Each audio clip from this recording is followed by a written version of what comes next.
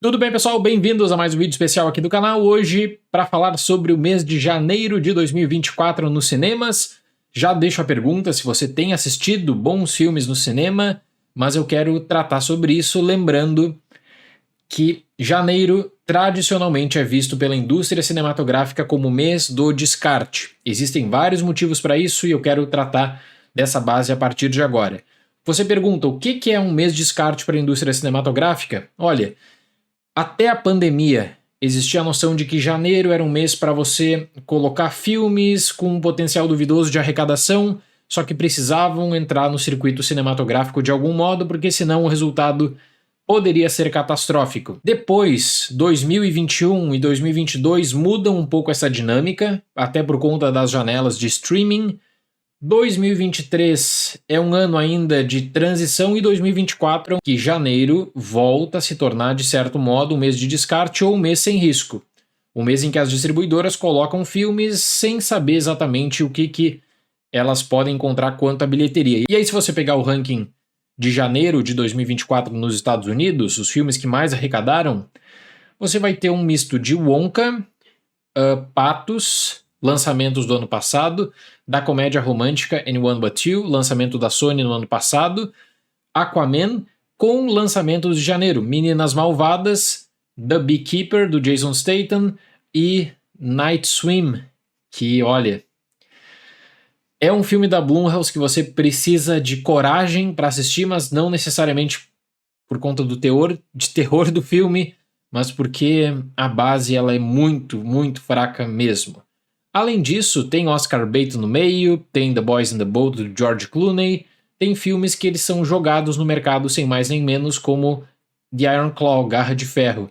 Então pretendo comentar sobre alguns casos a partir de agora e depois falar sobre o caso do Brasil. Mas vamos lá. Por que o mês de janeiro ele é tão difícil para o cinema, para a distribuição cinematográfica? E a pergunta é, por que as distribuidoras não tratam o mês de janeiro como qualquer outro grande mês e colocam grandes lançamentos também? Bom, eu começo respondendo, primeira coisa, por conta do que a própria indústria de cinema faz na preparação para o Oscar.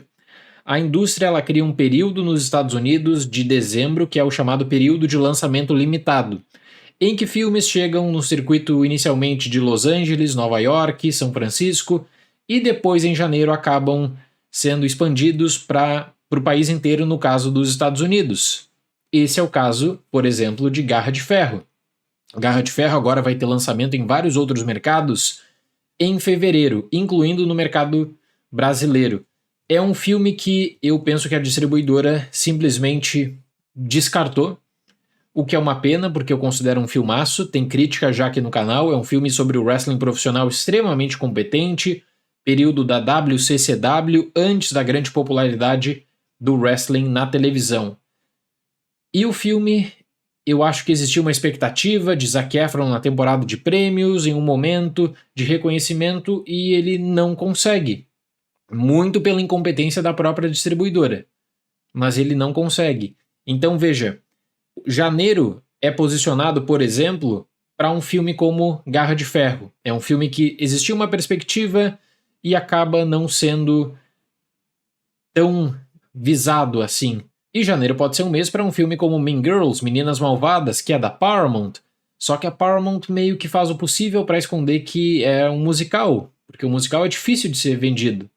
E a Warner também escondeu o musical recentemente no ano passado, não tinha o que fazer com Wonka, né? Tentaram esconder e para a cor puro por aí tinham que deixar escancarado que se tratava de um musical, mas no caso de Meninas Malvadas, entra muito numa dinâmica de possível risco, é uma opção para o mês de janeiro, mas era uma opção que não existia tanta confiança assim.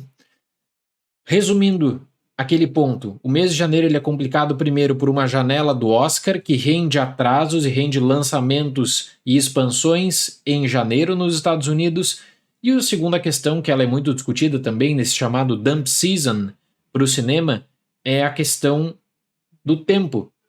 É a questão meteorológica das tempestades de neve, e se você for pegar, por exemplo, temporadas com várias tempestades de neve, 2013, 2017, vários filmes eles acabaram sendo muito afetados no mês de janeiro, então faz com que as distribuidoras tenham muito cuidado a posicionar lançamentos nos Estados Unidos e pensar o seguinte, não é melhor, quem sabe, visar fevereiro, março, que aí você não está competindo com visibilidade de Oscar, coisas desse tipo?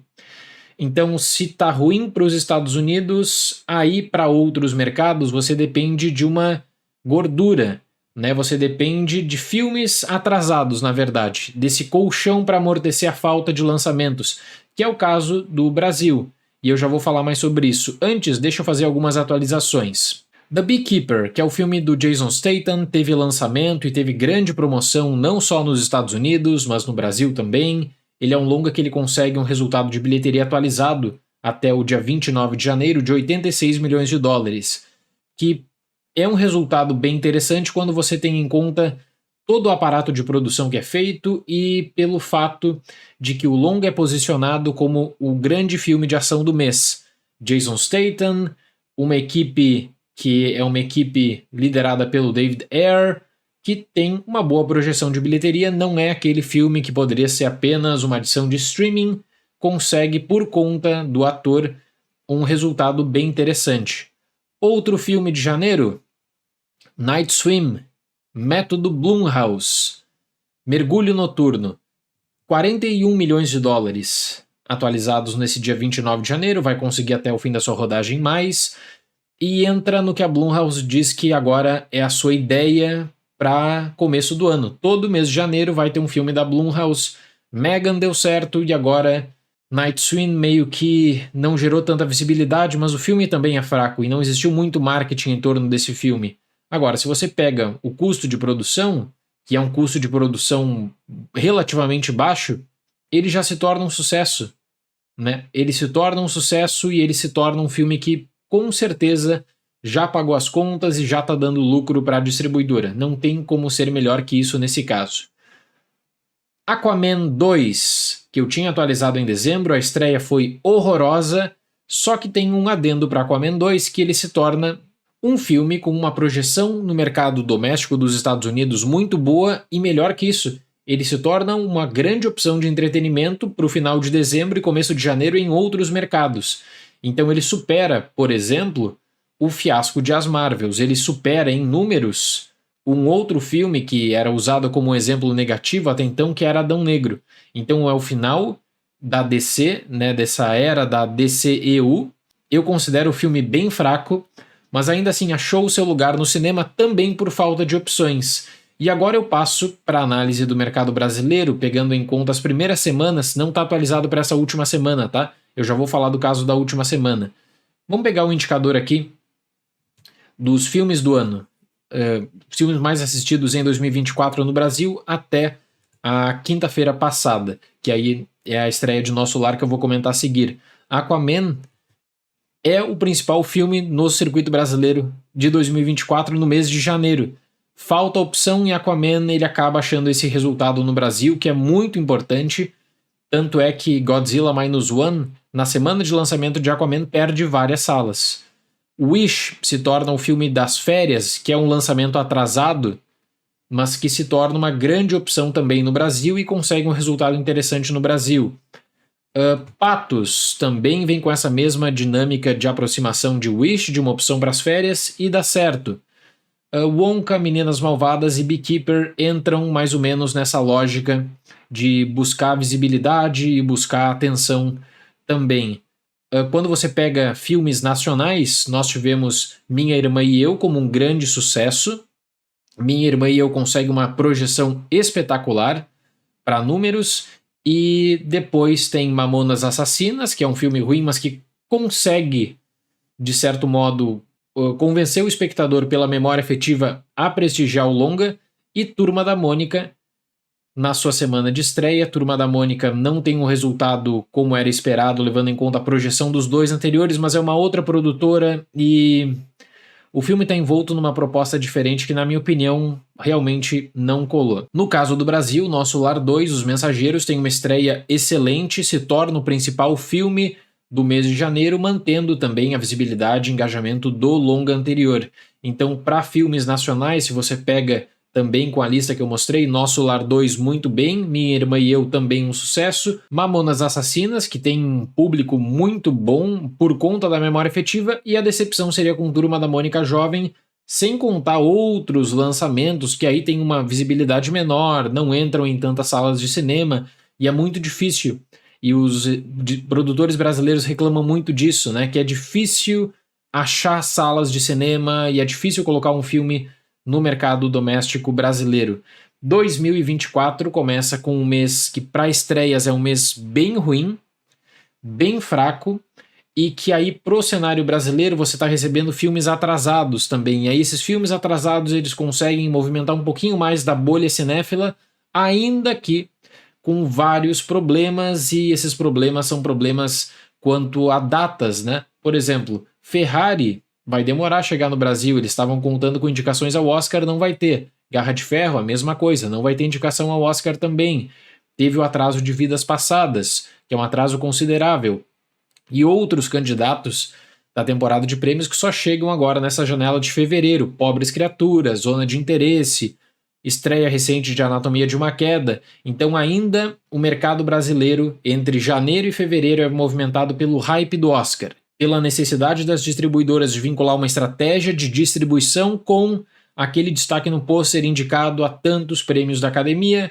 É algo que deu muito certo durante muito tempo, que eu acho que para um mercado moderno não cola, especialmente quando tem uma janela de atraso considerável até para lançamento digital, quando se tem em conta o que é feito nos Estados Unidos. Para o mês de fevereiro, eu acredito que as coisas vão melhorar bastante por duas perspectivas. Do mercado brasileiro, desses filmes atrasados que acabam entrando no circuito e são grandes filmes, e para o mercado dos Estados Unidos, tem aquela janela final do mês de fevereiro com Duna Parte 2, que aí vai tomar conta das atenções. No mais, no começo de fevereiro tem Argylle, crítica no canal na quarta-feira, quando acabar o embargo. Nos Estados Unidos, dia 9 de fevereiro, Lisa Frankenstein, tem Bob Marley, tem Madame Teia. E depois, no final do mês, além de Demon Slayer, tem Duna Parte 2, com estreias especiais no dia 25 de fevereiro, estreias em sessões IMAX, e aí no dia 1º de março, lançamento nos Estados Unidos, no Brasil chega no dia 29 de fevereiro. Estou muito ansioso e vai ter cobertura completa aqui no canal, sem dúvida alguma. Tá bom, pessoal? Muito obrigado pela atenção, até mais e tchau!